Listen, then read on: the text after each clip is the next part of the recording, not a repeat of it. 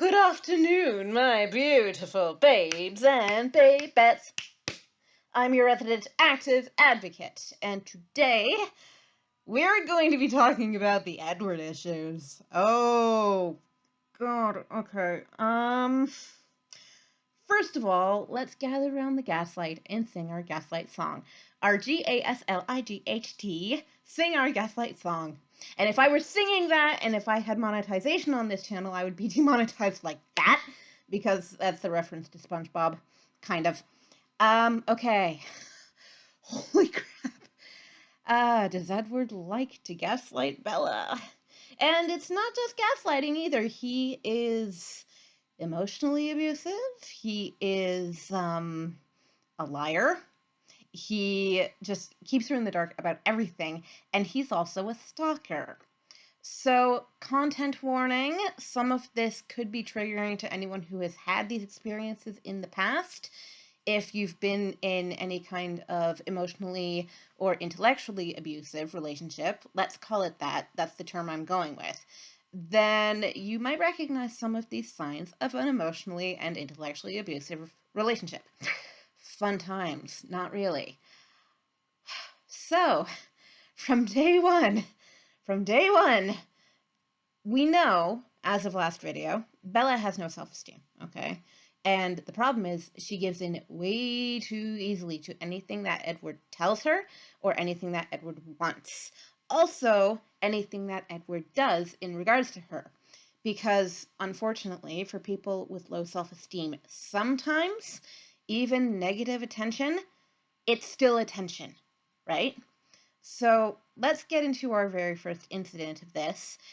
Edward's eye color changes whenever he drinks blood and gets lighter, and when his eyes are dark or he hasn't fed in a while or he hasn't drunk in a while, whatever. But that will also put him in a very bad mood. So he is, from day one with Bella, very abrasive, very aggressive, tries to push her away, but he doesn't have the emotional strength to stay away from her, nor does she have the emotional strength to stay away from him. So from day one, he gaslights her in order to keep her in the dark about his true nature as a vampire. Technically, he's doing this to defend his family as well, but we'll get to that more in New Moon. Oh, this is one great book. Oh my gosh.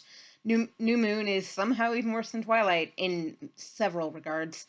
But when Bella notices, for example, that Edward's eye color has changed from dark to light, she asks him, "Did you get contacts? Did you get color contacts?"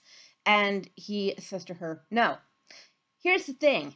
Edward can't read her mind. Edward is gifted as a mind reader, but he can't read her mind, and you find out way later on why that is. But he, for some reason, doesn't see the question coming and doesn't get what she's implying, even though he's over 100 years old and you would think he would be smarter than this. If you're gonna lie, at least make it convincing, okay? I'm not good at lying, okay? I don't tend to lie very often because I'm really not good at it. I can't, control my face, my body language when I'm doing it, so I don't do it. Not only that, but lying is also morally reprehensible, depending on the lie you're telling. But anyway, Edward lies to her in order to keep her in the dark about his nature and the nature of his family. But the manner in which he continues to do this it goes beyond lying, and it gets into something called gaslighting. For those of you who are not actually familiar with the logistics of this term, what gaslighting is that it goes, as I say, a step beyond lying, in that you are directly contradicting the evidence of another person's senses and making them doubt their senses. Prime example of this. When Edward saves Bella's life from the oncoming van that is skidding across the ice in the school parking lot and is about to crush her, he throws his body against the van in order to stop it in its tracks because he has super strength. He also has super speed. He got to her in the blink of an eye across the entire parking lot. She says to him, You were over there by your car. How did you get here so quickly? And how did you stop the van from crushing both of us? He says to her, I was right next to you. And I didn't stop the van, it just stopped on its own. She sees, however, that there is an imprint of his body in the side of the van that he doesn't have time to kind of kink out of the metal. Again, super strength, before she has time to see it. She clearly sees him not only move at super speed across the parking lot, but also clearly sees him imprint his body on the van in order to stop it from killing her. Clearly sees these things, but he says to her, you fell and hit your head. You're confused. And when she confronts him later on, alone, mind you, alone, for the truth, he still refuses to tell her. Now, why exactly does he do this? You could argue that it is, again, to protect his family, because, again, I will get into the logistics of vampire lore as according to this book, but really the reason I think is because he is afraid that she will see him as a monster if he comes out and tells her that he is a vampire. He's head over heels for her by this point, therefore wants to keep his true nature hidden from her, in that he believes she will be afraid and that she will actually start running. Problem is, as I mentioned yesterday, Bella's self-esteem issues dictate that she will not run away from him, because for her, he's the perfect man. He does save her life on multiple occasions, okay? I will give him that. But according to Bella, he is the perfect man, even though he hides the truth from her, even though he is emotionally abusive, even though he keeps telling her, stay away from me, I am dangerous to you, and he means it, but the actual conveyance of his behavior does not support what he is saying to her. He says, get away from me, I am dangerous, but behaviorally, that's a word, he keeps drawing her in by being very charming around her, trying to make friends with her, trying to force, as I said yesterday, other people out of her life, especially other male contacts, of whom Edward gets jealous, even though he knows that physically Bella considers him to be in a higher echelon than any of the human males. So tactic number one, in order to keep Bella invested in him, is to gaslight. Tactic number two is to have his actual behavior disagree with what he's saying. So in both regards, I believe he's being abusive with that, because he's emotionally manipulating her into desiring him. I have heard, though this has never worked on me, and I don't understand why this works, but in the realm of romance, it can be beneficial to play hard to get. I don't particularly like that tactic myself, but apparently it makes you look more desirable. I suppose that if you're like, oh, I want you, I'm obsessed with you, then the person's going to be sort of put off by that because it looks too clingy. And that's absolutely what Bella does to Edward, by the way. She is obsessed with him from moment one, and he is very much aware of this. Even if he can't read her mind, body language will say it all. And as I say, he's over 100 years old. He would be familiar with human behavior and psychology, even if he's not a human, and doesn't have clear memories from when he was a human. So tactic number one, gaslight. Tactic number two, emotional manipulation. Tactic number three, though. This one I find particularly offensive. Content warning. Edward stalks Bella, all right? For anyone who has ever had a stalker, I can only actually imagine how emotionally off-putting, and that's to put it mildly, that would be. In about the middle point of the book, Bella goes out to a smaller city in Washington called Port Angeles with her friends to go dress shopping, But she's also there to go to a freaky bookstore to find vampire lore, because you couldn't just research that online, I guess. But anyway, so she's off in Port Angeles, and having the bad luck that she does, and to be fair, she does have very, very bad luck, she gets lost and almost gets sexually assaulted by a bunch of guys who are following her. That doesn't end up happening, though, because Edward has been trailing her all night, following the thoughts and the minds of her friends to keep track of her, and he ends up saving her from these guys who are after her. And, okay, content warning again. People who sexually assault at random, they're not necessarily looking for pretty people to do it to. And I won't even say pretty women. It's not just women who are the victims of assault of that nature. But oftentimes they are more opportunistic. But when Edward saves Bella, he forces her basically to go out to dinner with him, because, like, okay, I have read a little bit of Midnight Sun, and you get from his side of the story that, after a severe shock, and he expects that she will be in shock, that the human system can start to kind of shut down. She's not going to be thinking clearly. She could get very cold and not notice. It's very emotionally and energetically draining, so he would assume that she might need food and sugar, things to bring her blood sugars back into balance and to get her head cleared up. Bella, however, is not shocked exactly by what happened. She understands the implications of what could have happened, but because she is so obsessed with Edward, he is the only thing she thinks about. She has no self-preservation instinct, okay? Pretty much, in this instance, has no self-preservation instinct, because she doesn't think, holy fleep, I almost just got assaulted. She thinks, he came to save me, right? In the real world, this would be problematic, and this is problematic in the book, all right? I want to make my case here. Even though Edward did save her from a very bad situation, which was good of him, okay? That was a good thing. She did not ask him to follow her around, nor did she ask him to swoop in and save her.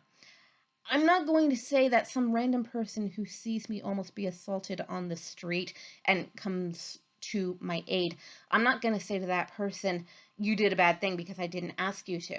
What I'm saying here is that because Edward was following her around, specifically looking for her to get in trouble, in order for him to swoop in if he needed her, okay? He does put that caveat in Midnight Sun. If she needs me, I will be here for her. But she never asked him to be there for her in that capacity. They don't know one another all that well, okay? It's only been a few months, really, if that.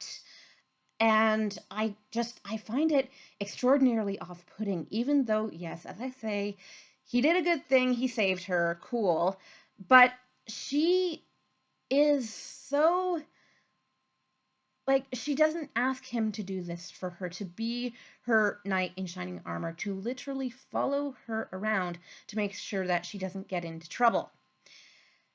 I'm going to kind of plug a thing that I'm doing right now. This is nowhere near completion, okay? Not even close.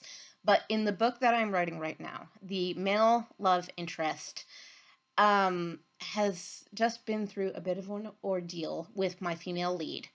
And he goes home, but says to his mother, who is a social worker, by the way, and says to her, I want to go back. I have a bad feeling that something bad is going to come of what she and I have just been through. I want to go back and make sure that she's okay. His mother says to him, don't go down that road. You can love this person as much as you want, and that's amazing, but don't try to be in that person's life 24/7. That's not love. That is possession. That is stalking. and he listens to her. He's 18 years old, and he has the sense to listen to her, okay? Already, I have written a more functional romance than Twilight. Romance, in quotation marks, in this case, all right? I don't find this story to be particularly romantic. I actually find it very creepy. And Edward is constantly there to rescue her from herself, there to rescue her from her streak of bad luck. And there's actually a joke made of it, like, how did you survive this long? Oh, I don't know. Maybe just being around you is what puts me in danger, but please don't leave me.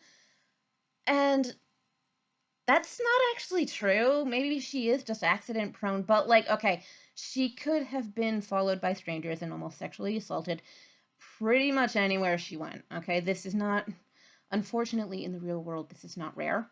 It's not common, but it's not rare either. You know, it's just, it is a crime that occurs. And sometimes, like, you can't run from bad luck. You can't run from situations, that kind of thing. And, you know, it's just very off-putting to me that he would feel the need constantly to follow her around and make sure that she didn't get into trouble. I find that very condescending, even though, yes, compared to him, she is a child, and she literally is a child, okay? She's 17 years old. He's 106, 7, or 8. I can't remember which. Sorry. But, you know, there's literally a century between them. And that's another thing, too. Neither of them finds this creepy. Like, Edward has the emotional capacity, it seems, of a 17-year-old frozen in time. But one of the interesting points that's made later on in the series is that vampires stop mentally and emotionally aging the moment they are frozen in time, okay? But the problem I have with that caveat is, okay, how then has he continued to learn? Again, in Midnight Sun, you find out that he knows a whole bunch of different instruments. He's been to many different countries and learned many different languages. And okay, here's the thing. If your brain is frozen at a particular moment in time, you're not going to be able to form more, they're called synaptic connections, okay? Connections between your synapses, which are these little kind of nodes inside your brain that fire together. They fire signals around. And the more you use particular synapses, the more consistently they will fire together. And that will allow you to do the particular thing that you're trying to make your brain do. So, for example, if you're trying to learn a song on a particular instrument, like let's say you're a beginner and you're just trying to learn Mary Had a Little Lamb on the piano, the more you do E, D, C, D, E, E, E, right? The more you do that, the more used to it your brain will get. That's called forming a synaptic connection. The thing is, though, if your brain is frozen at a particular moment in time, you're not going to be able to do that because your synapses need to be able to change in order for you to evolve, in order for you to learn. So the book contradicts itself flat out by saying that Edward is frozen at a particular moment in time, but at the same time is still teachable, is still able to learn new things. Theoretically, if his intellectual capacity could still expand, his emotional capacity could still expand. But in this book, he's portrayed as having the emotional capacity of a 17-year-old. This is where I get out of the book and get more into the authorship. Stephenie Meyer, you need to be consistent with your rules. If you're going to create lore around a very well-established archetype or type of monster or character aspect, if you're going to create new lore around this, you have to be consistent with your lore. That gets to be a much bigger problem in the fourth book in the series, but we're not there yet, thank God. I'm not looking forward to reading that again. Because it's not just Edward issues in that book, it's Jacob issues too. And again, I blame that on the authorship, but there's a lot of racism that goes into Breaking Dawn, and into a key aspect of Breaking Dawn that kind of fixes the plot. So y'all are going to be able to see me cringe like a right when I get into talking about the racism in Breaking Dawn. There's quite a lot of racism in the other books too, and I will get into talking about those, but at the moment we're focusing on Edward. Holy mother fleep, is he condescending? This is what I mean by emotional abuse, okay? Not only does he gaslight her, not only does he stalk her, but he is so condescending. I don't understand why she stays with him, why she very clings to him. It's not healthy, okay? As I said yesterday, and I mean this in all sincerity, do not get into a romantic relationship with another human being until you are emotionally ready. Don't do it if you have low self-esteem. Don't do it if you don't feel like you're ready. Society's standards do not have to apply universally, okay? They don't have to be standards. We decide when we are ready, and no one should be able to shame you into doing otherwise. That is ridiculous and obviously unhealthy, as you can see with this relationship. He's cruel to her. He is condescending to her. He cuts her off from her social network. He gaslights her. He stalks her. And wow, I mean, full Monty of abuse tactics here. Check out Cinema Therapy's video on this too, or videos on this, because they do a really good job of diving into Edward's psychology. He is just as insecure as Bella is. And you know that because he's the one in the position of power in this relationship, and boy does he play it up. He knows he has power over her because he's handsome, and because he's charming, and because he's enigmatic. He knows that he's a full package, at least physically, right? And he plays that up to, like, mind-boggling extents. I really don't like Edward. I think he is not a good character, even though, again, he saves her life on multiple occasions, but she never asked him to. And regardless of whether he's there or not, she's still going to have bad luck, you know. And I blame Stephanie Meyer for this because she's created yet another damsel in distress, and I am so sick of that archetype. And I'm very happy that literature is getting away from it. Me too, because the leading lady in my book, she's not a damsel in distress. She gets into distress, but it's not Jeremy, the love interest, who saves her from it, okay? She gets into it situationally. She gets out of it situationally. He's not the one riding in on a white horse to save her. And I don't think it's healthy when that is the only portrayal of romantic attachment, of romantic doings that we are permitted to see in our media. Because it takes all the power away from one party and gives it to the other. That is not equal. That is not equitable. And I don't like it. Stop it. If you're a young author or a young filmmaker or a young creative in any capacity in which you would be making a narrative of that kind, don't do it. All right? I'm telling you now, don't do it. I don't like it. No one likes it, hopefully. Or fewer and fewer people are liking it, and I like that. So far as I can remember, those are the Edward issues. Tomorrow, I will be giving you a 2-for-1 on racism and ableism in Twilight. The reason why this is a 2-for-1, later on these will be separated, but the reason why this is a 2-for-1 for now is because Jacob is not as prominent a character in Twilight as he is in the later books, and all the racism in the books applies to him. So, and the ableism, we'll get there, but it's difficult to parse out if you don't know what you're looking for. I do know what I'm looking for, but that's why it's sort of a more downplayed issue in this book. It'll be bigger probably in later books. I have yet to read them again yet, so I'm not entirely positive, but we will see. All right, so thank you for your lovely attention and participation. Feel free to yell at me down in the comments below. Like, comment, share, subscribe. I love you all. And I'm very happy you're here to watch me suffer. Yay! All right, I'll see you tomorrow. Have a lovely afternoon. Mwah.